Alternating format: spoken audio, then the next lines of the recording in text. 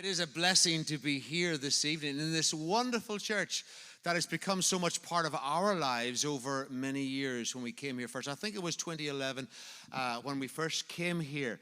And at a time really when our lives were going through some change, and this place was a tremendous blessing to us at that particular time and has been since. I follow what Matt does very closely, and I was saying to him this evening, one message he preached a few weeks ago, one of the best, clearest messages I've heard in talking about some of the current problems that are going on, and I'm really blessed by it. So much so I've recorded it on my phone so it'll pop up somewhere else in the future. So he's a wonderful blessing to the church here. And of course I see Doug and Angie so often, and they're in our prayers. They're very much loved in the UK, very much by our family and by the International Gospel Outreach that I represent, very much loved by them. And it's great to be with Rick and Cynthia this week and having a special time with Ann Max and the young people over there in over in IBC. And our theme this week is IYKYK. Who knows what that means? Hashtag IYKYK.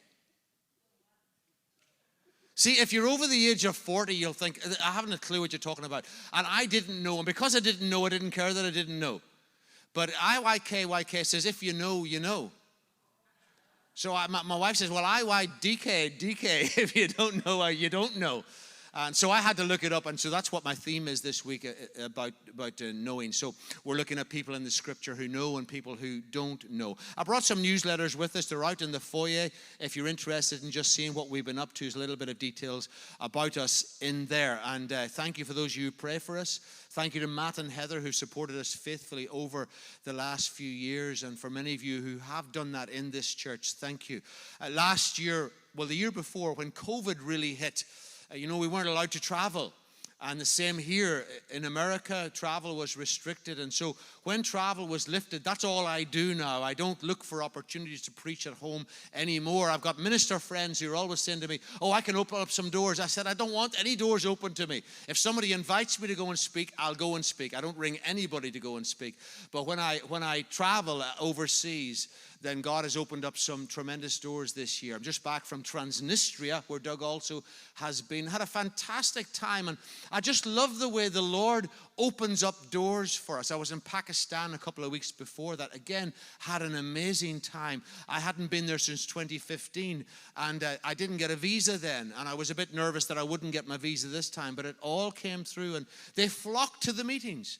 I had a leadership meeting in Karachi, and over 750 people came because they remembered what I spoke on the last time I was there 10 years previously. I talked about rewriting your story, and they came back, and we had the most amazing God time with leaders from over 100 churches in Karachi, and it really was very, very special, a special time. And so I appreciate that. On the way to Transnistria, I was told, keep your head down when you get there. It's a Russian-controlled place, and I just tell you this little story as I introduce what I'm going to speak on tonight. I was flying from my home airport is Teesside. I was flying to Schiphol in Amsterdam, and from there to Romania, and then from Bucharest in Romania, I flew to Moldova, and then I had a guy come and collect me in Moldova, and we drove across the border into Transnistria. Very easy to get in because we arrived about 1 or 2 o'clock in the morning, and the young guys were asleep more or less on this, so they looked at my passport, but that's about it. But on the flight, where in this place where few know Jesus, I overheard on the bus, there was one of these airplanes that it wasn't a gantry going down, you got a bus to go out to it, propeller aircraft, and 2 guys standing beside me, I'm sure they were talking about Jesus.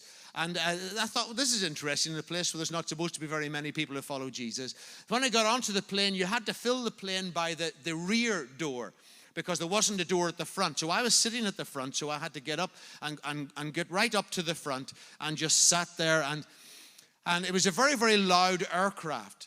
But as we flew, there was a guy sitting just across the aisle from me, and he had a notebook out, and he was writing notes. And I was a woman beside him, and I guessed it was his wife. There was a woman beside me who wasn't my wife. And anyway, I was flying there, and I really felt drawn to this man. I couldn't talk to him, because I'd have had to shout and he wouldn't have heard me anyway. And I didn't think he spoke English.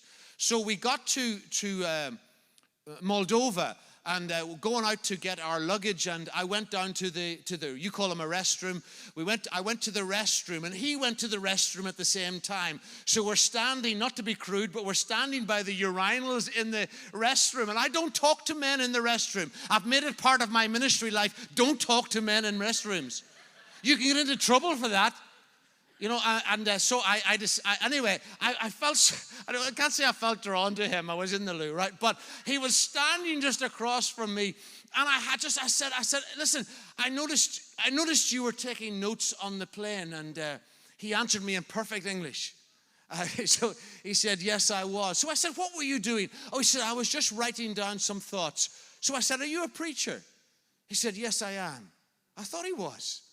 And so we left him, all job done, washed our hands and went out, went to where we collected the luggage, and he came over to me. And he started talking to me. He says, I've just come from a conference in Greece where we have prayed over the first 12 Afghani nationals who have been sent out as missionaries from Afghanistan. But he says, I'm at a turning point in my life, and I've been asking God what I should do. And so I shared a word that I felt God had given me for him while I was on the plane, and shared it with him. I said, don't go for the easy. God's calling you to take an expensive, a risky choice. Go for it, because God's with you in this. He will never see me again. I will never see him again. But I thought from his perspective, he's sitting on the plane writing out some notes saying, Lord, I need a word. Please give me a word. Let me know what I should do. And this Irishman randomly comes up to him and says, I think I have a word from God for you. So isn't God good? The way he works those things. So yes, he's a good God. I want to speak this evening on how unfair God is. What? You live in a nation that over these last few years, many of you are political people. You think politically. I'm going to keep politics out of it tonight, which is a good thing. But we see what goes on in the news, and it depends what news channel you watch. I've stopped watching news on the whole, but depending on what news channel you watch, you'll get the same story from a totally different perspective. But a lot of things that have happened in America over the last year or two, people are very unhappy about. And people will say things like, it's not fair. It's not fair. And I would agree with you. There are a lot of things that go on that don't seem to be fair, but God doesn't work on the realm of fairness. He works on the realm of goodness. And I want to read a few verses to you. I'll not read many of them because it's not the passage I want you to look at tonight. But in Matthew chapter 20, Jesus tells a story about, it's called in my Bible, the parable of the workers in the vineyard. For the kingdom of heaven is like a landowner who went out early in the morning to hire laborers for his vineyard. Now when he'd agreed with the laborers for a denarius a day, he sent them into his vineyard. And he went out about the third hour and saw others standing idle in the marketplace, and said to them, you also go into the vineyard, and whatever is right I will give you. So they went. Again he went on about the 6th and the 9th hour, and did likewise. About the 11th hour he went out and found others standing idle, and said to them, why have you been standing here idle all day? They said to him, because no one hired us. He said to them, you also go into the vineyard, and whatever is right you will receive. You get that? Whatever is right you will receive. So when evening had come, the owner of the vineyard said to his steward, call the laborers and give them their wages, beginning with the last to the first. And when those came who were hired about the 11th hour, they each received a denarius. Now that's what he agreed to give to the ones who'd worked all day. So if you were one of the ones who had worked all day, what's going through your mind? You're thinking, wow, fantastic. I have won the national lottery. He's given them a denarius. They worked 1 hour. We worked 11 hours. Wow. They're already looking up Amazon, organizing what they're going, booking their cruise. This is going to be the best payday they've ever had, until he comes to them and he gives them a denarius. And they look at it and said, oh, what's this? Well, it's a denarius. But you gave a denarius to the guy who worked 1 hour. We worked all day through the heat of the Texan sun, 130 million degrees, whatever it is. Shouldn't we get a little bit more? And he said, but that's what I agreed to give you. And how many of you reading that story would say, that's not fair? Now, I'd have my hand up. I would say, that's not fair. Is that fair? Now, you can answer me. You can talk to me. It's not fair, is it? I would say it's not fair. Say with me, it's not fair. All right. But God doesn't work on the level of fairness. He works on the level of goodness. He just talked to a rich ruler in the chapter before. No chapters in the Bible days, of course. He just talked to a rich young ruler who came to him and said, good teacher. Jesus is good.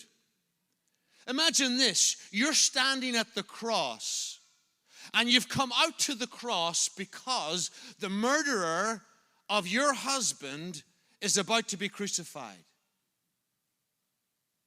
But you overhear Jesus talking to him just before Jesus dies and says to him that he's forgiven him and today he'll be with him in paradise. If you overheard that conversation, you'd probably say, it's not fair. Wouldn't you? I think I probably would. And so it's a good thing tonight that God doesn't work on the level of fairness, because if he did, you would not be received tonight. Grace is all about the Lord Jesus Christ giving you something that you did not deserve. Not one of us here deserved his grace this evening. And you might be angry if you were that lady. Now, I want you to turn with me a passage that God gave me during COVID. I preached a lot on a theme during COVID on Beersheba. God spoke to me very clearly to get back to Beersheba. And there's a passage that I want to read a few verses on in Genesis chapter 21. And for me, it's an amazing story. America's gone through a lot of changes over the last few years, and it's not fair. Will America be made great again? Maybe. Maybe. And the reason why I say maybe is because there is a sense in us that we only see the number one. When we watch a film, if I ask you about Mission Impossible, who starred in Mission Impossible, the first person you would shout at me would be Tom Cruise, because he starred in Mission Impossible, but there were many actors in Mission Impossible. Then, if you watch the credits at the end of the film, there are probably hundreds of names. You'll never stay to watch them all. Unimportant people in your mind, but nevertheless important to the production of the film. As we look at what happens in our nation and in the nations around the world, we have our ideas because we work them on the level of fairness. And if God was fair, God would do this. And if God was fair in our country, he would not allow this to happen. He would make that happen. And so I want you to think this evening about a lady in the Bible called Hagar. And Hagar was one of those ladies who was treated unfairly. And if she had lived her life worrying about how God had treated her, then in many ways she'd already sealed her own future, because the anger that was in her life would have set her destiny. Angry people cannot hear God. Or should I put it this way? It's hard for an angry man to hear God. God brought that very clearly to me a number of weeks ago. I was over on the way to Ethiopia, and on the way to Ethiopia, I flew through Kenya, and I get my visa when I arrive in Ethiopia every year. That's what I've done for years. So I flew to Nairobi in Kenya. I had to sit through the night. My flight was 7:20 on the next morning. So I stayed in the lounge. I tried to sleep. I'm very tired when I got to the plane. And when I got to the gate to get onto the plane, the Kenya Airways girl said to me, she said, "Where is your visa?" I said, "My visa, I'm getting it when I get to Ethiopia." She says, "They've changed the rules." I said, "You what?" "They've changed the rules." Well, how many of you know I didn't invite her to become my Facebook friend at that very moment? And she closed the door. Now, I was flying to Ethiopia. I had 200 leaders waiting for me early the next morning, and then 100 leaders, a place called Hawassa, 100 leaders waiting for me the next Monday in Addis Ababa. So I'm standing there. A visa online that I knew nothing about takes 2 days to get. So I'm in the airport, and so I'm frantically making phone calls. They won't receive my credit card because they wanted me to have a credit card that was based in a bank in Kenya. Now, how many of you know I don't have too many of them? Anyway, long story short, my visa came within the 2 hours. I got my visa. I was ready to go, but there's only one flight a day with Kenya Airways from Nairobi. So I had to rebook myself onto an Ethiopian Airways flight and pay if you book a flight on the day you're going to fly, let me tell you, they fleece you. So I paid what I had to pay for that flight. And then the person who booked it for me in Ethiopia, my friend in Ethiopia, said, oh, they've told me, please ring KLM, because I didn't fulfill the last section of my flight to get to Addis Ababa. And for those of you who travel much, if you don't complete every section of your journey, it cancels your return journey. So I had to ring them up, and true it was, I had to pay again to get myself home for the ticket I already bought.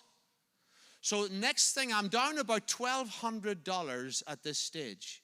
I fly to Ethiopia, and when I get onto the airport, I meet a man who says to me, have you got your visa online, or do you need to get it at the airport? And I saw a sign that said visa on arrival.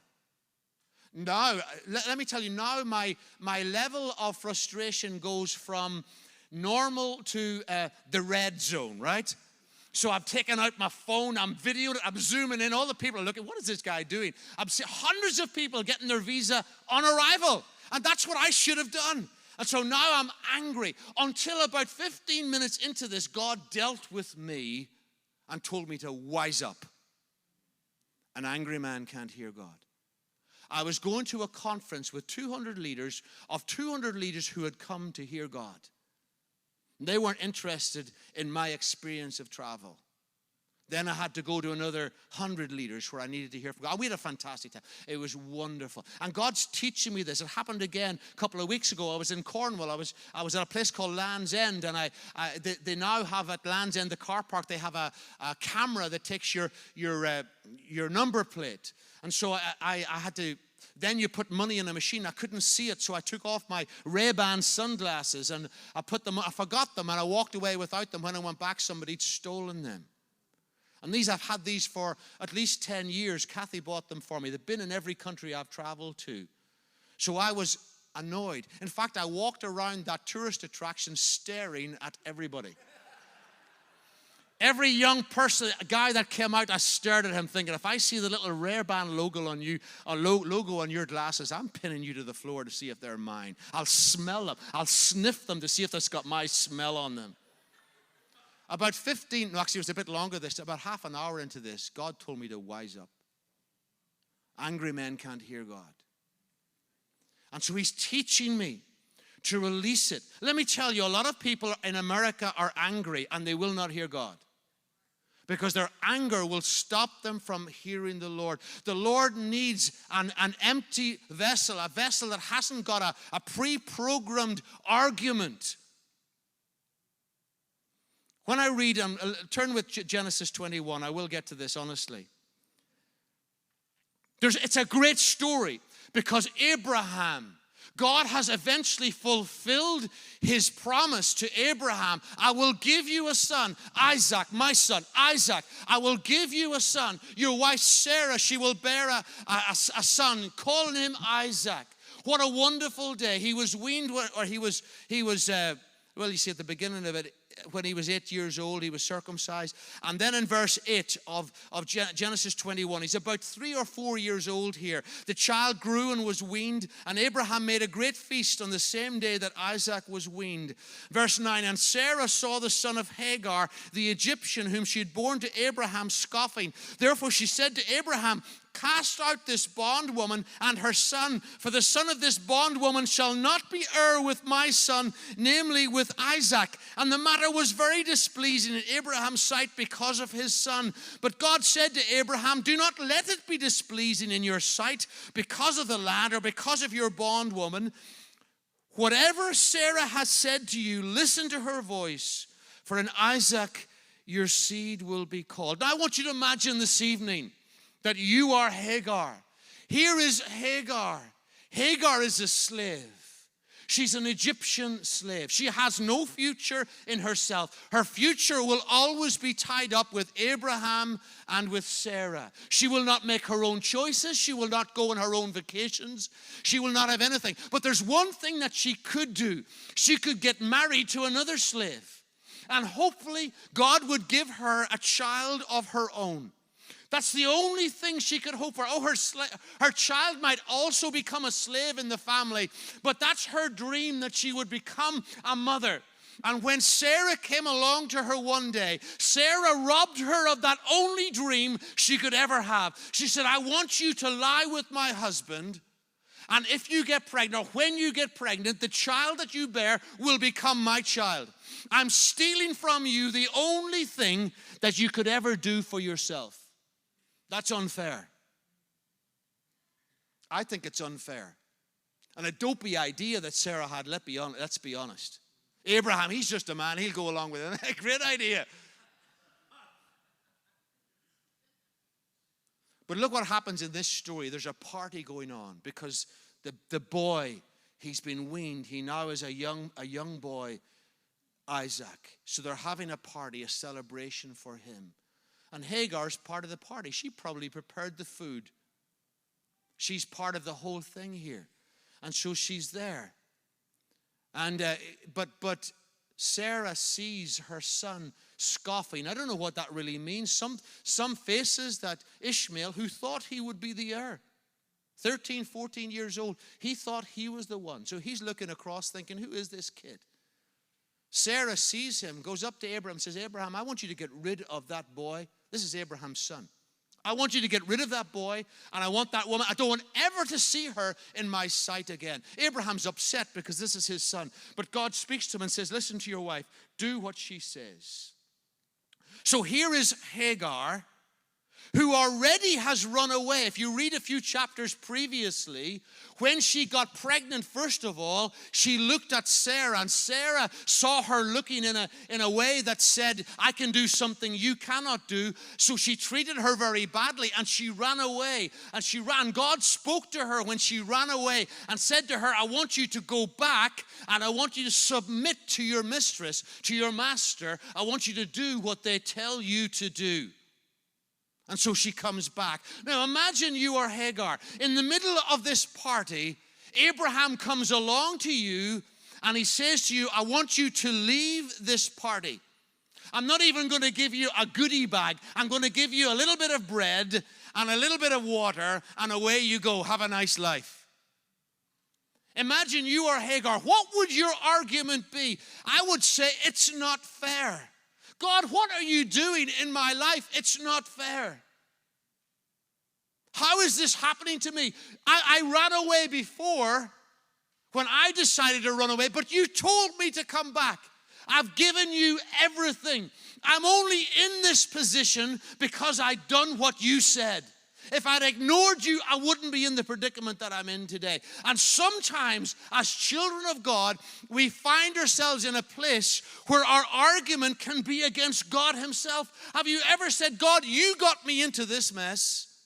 You are the one that has done this. I'm here because I believed that I have been obedient to you. Now look at my predicament. I've lost everything. And my text, if you want to take a text, is in verse 14.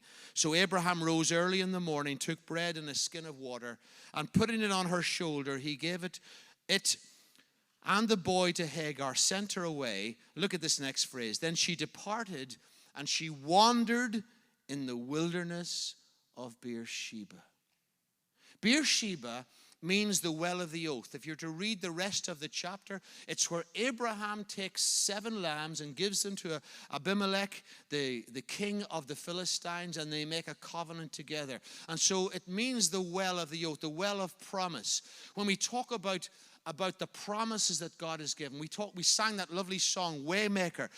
How many of you believe that song this evening? He is our Waymaker. Even though I can't see it, even though I can't feel it, you're working. And every time you're working, and we believe that tonight. You sang it like you believed it tonight, because it's the truth. And when we come to church and when we hear good teaching as you get here in church, you learn the promises of God. You learn the good things that God has done for you, that He is not against you, He is for you.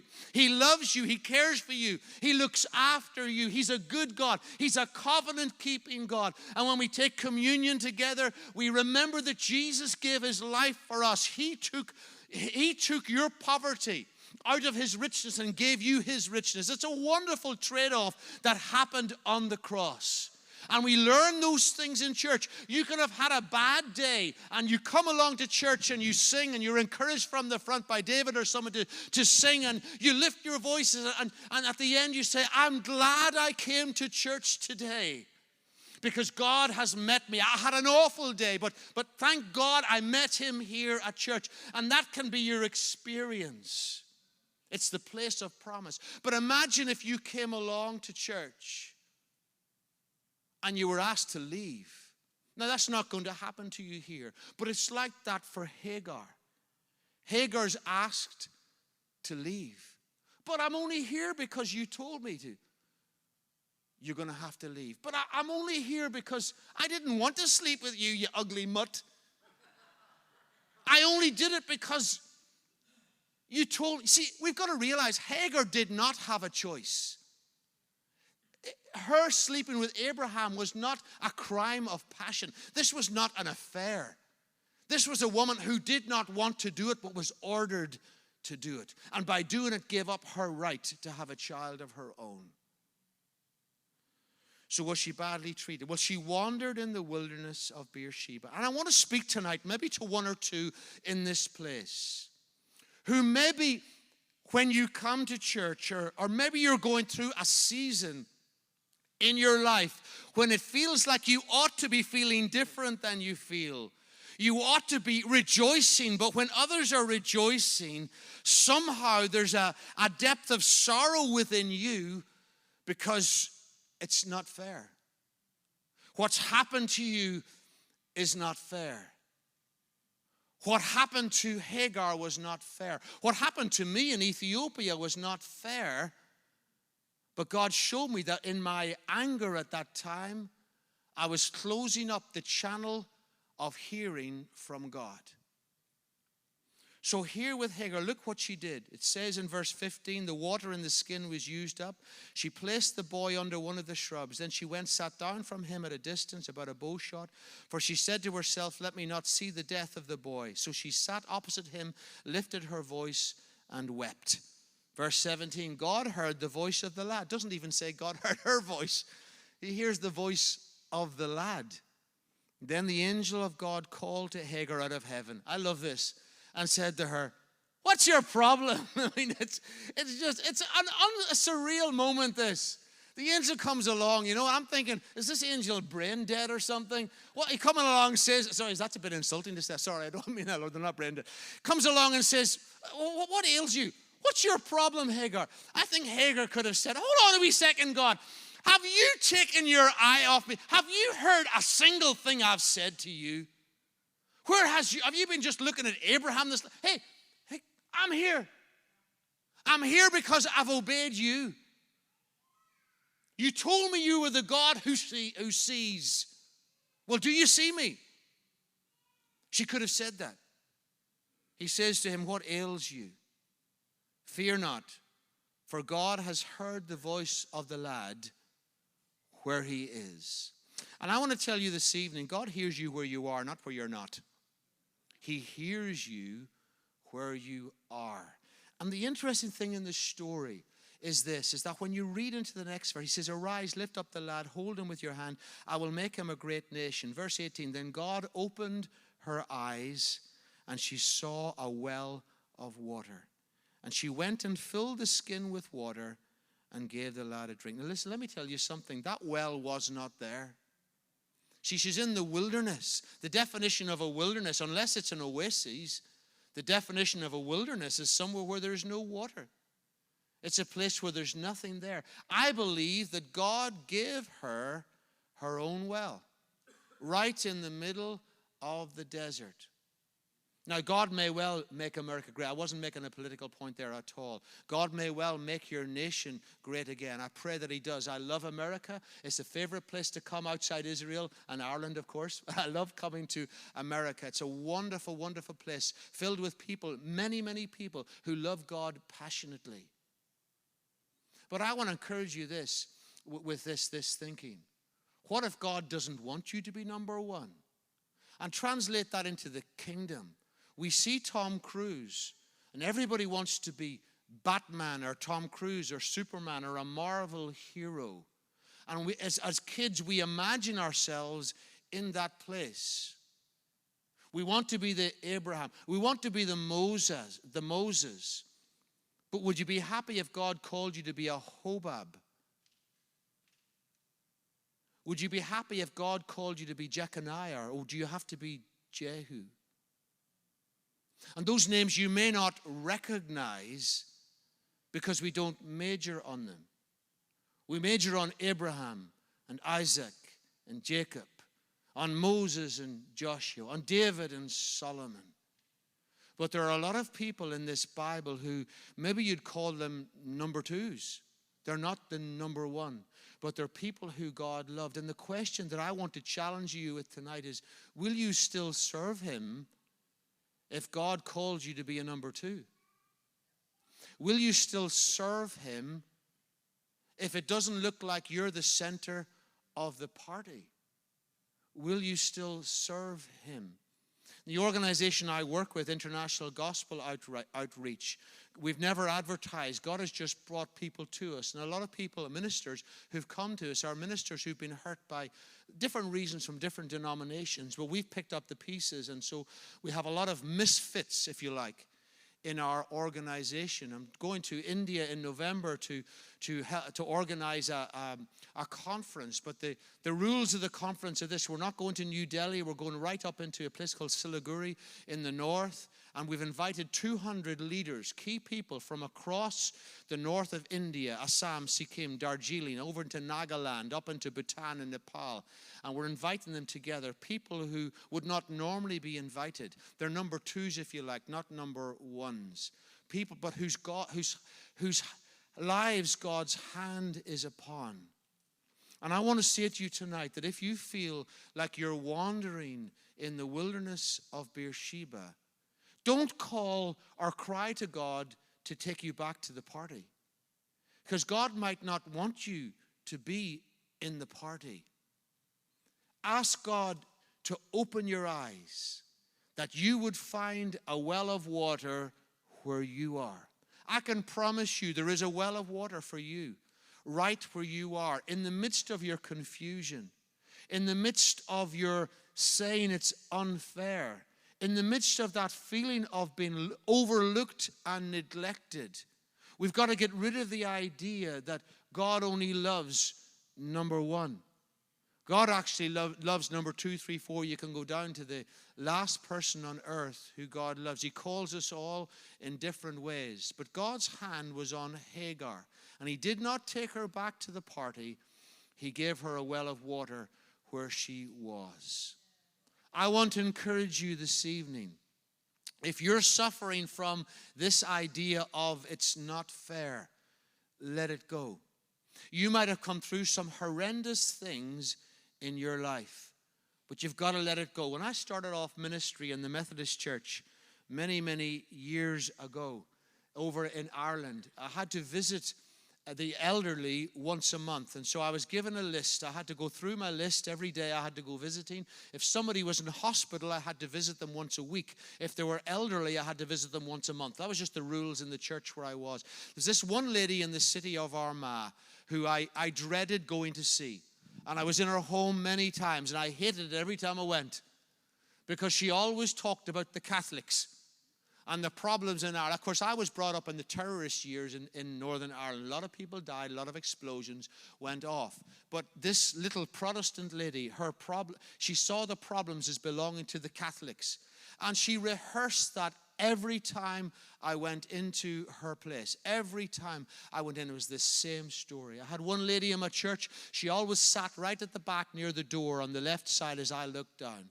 One day, her son was murdered by the IRA. And I don't know if I ever saw her smile, maybe once.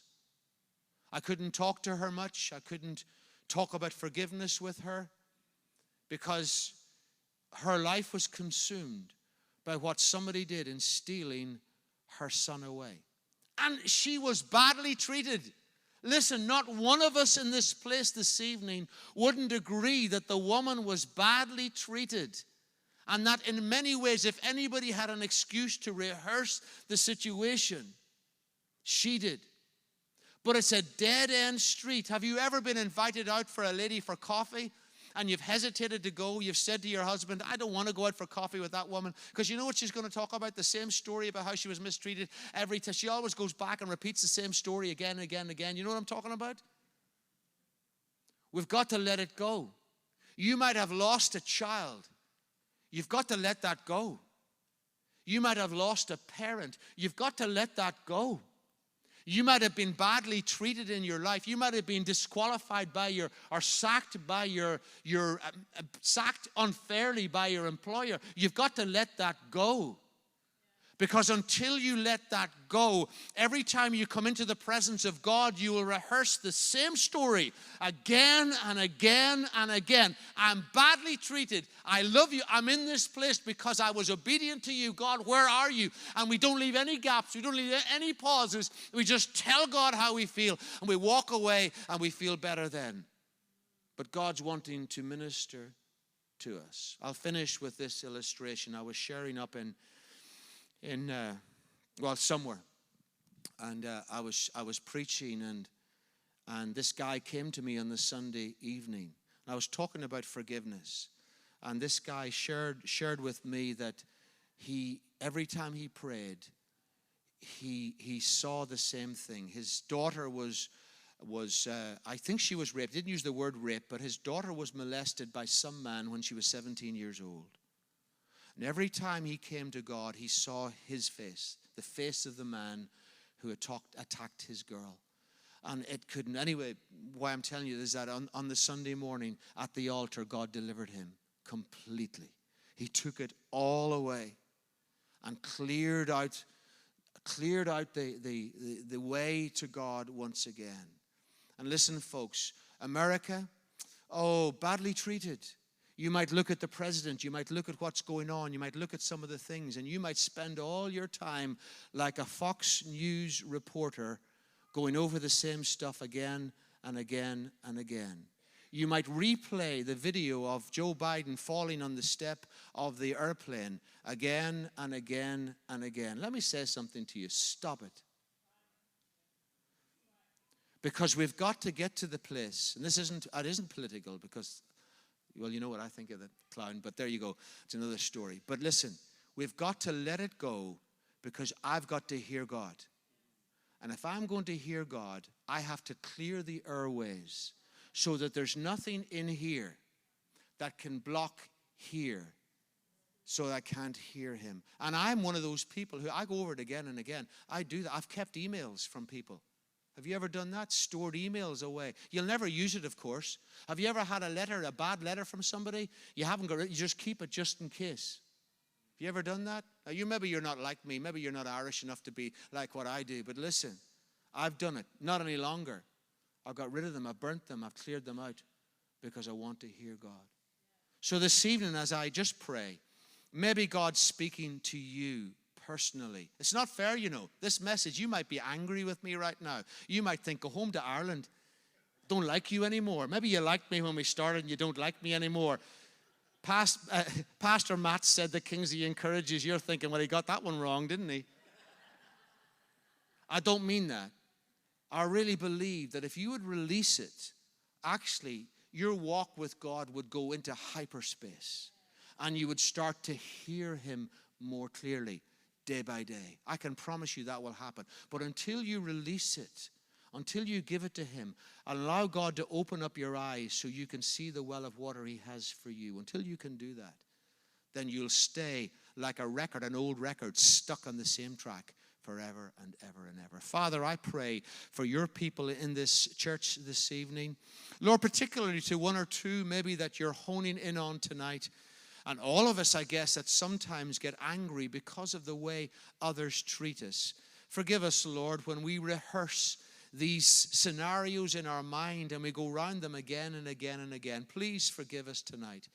But Lord, I pray that for those maybe individuals that you're really focusing in on, who maybe a tragedy has happened, maybe something that the rest of us will never have to experience, a hurtful thing that causes them when they lie down at night to go over it again. When they wake in the morning, they go over it again. Lord, I pray, touch their hearts tonight and let them release that to you. I also want to pray for you tonight. Would you release that just where you are? I'm not going to ask you to come to the front, but I want you to be willing to release that. Could you, right where you are in your seat, could you do that? Say to the Lord, Lord, I've rehearsed this for long enough. I've gone over and over, and I was badly treated. I was unfairly dismissed. It wasn't right what happened. When my auntie died from cancer, I believed it was your fault. Forgive me tonight. So I come to you and I release it to you. I release my child to you. I release my parents to you. I release that person who treated me badly to you. I do it by faith. I might not feel like it, but I do it by faith tonight. And I want to say to you, you don't have to take me back to the party, but in the wilderness, show me the water. Open up the well of supply for me so that I can find release and find a new joy in you this evening. In Jesus' name we pray. Amen.